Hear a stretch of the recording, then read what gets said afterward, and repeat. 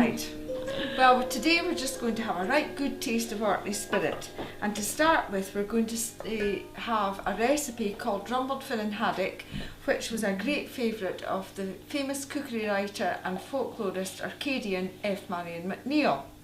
F. Marian McNeill loved any kind of fish, smoked particularly, made into what we call, it's almost like a pâté but not quite, and on bannocks, bear bannocks. Now today I've got some really good Finnan Haddock, which is from Jolly's and Orkney. Jolly's is an old fish business where they traditionally smoke the fish in an old kiln, which gives it a fantastic flavour, and that's what gives this dish its great taste. I've got some butter in the bottom of this pan, which I'm going to melt, and then I'm going to put in this Finnan Haddock, which is filleted, and I've cooked it a little and flaked it, and then we're going to cook it with the butter on the cooker. Right, the butter's melted, so I'm just going to add the flaked haddock, smoked haddock. Now this smoked haddock has got loads of flavour because it's actually cooked in a traditional kiln, and so because it's got so much flavour in it, you probably will not need to add any salt, so I will not be adding any salt to this recipe at all.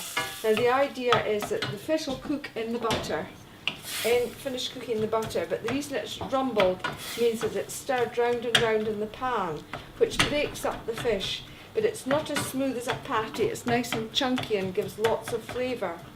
Now while the fish is cooking in the butter, I'm going to put some black pepper in. Freshly ground black pepper brings out the flavour of the fish and gives this dish a real good tang. Loads of freshly ground black pepper in. Keep on stirring it so that you'll see that the fish is beginning to break up as I stir it with the wooden spoon. And I know you can't smell it, but it smells absolutely amazing. It reminds me of going into Josh. They do wonderful smoked mackerel as well, which is just incredible. My favourite is the sweet chilli. Anyway, right. Now that this is cooked a bit and it's cooking down, the next thing that we're going to add is a generous squeeze of fresh lemon. Now, it's easy to do lemon if you get a fork and just use the fork to squeeze the juice out.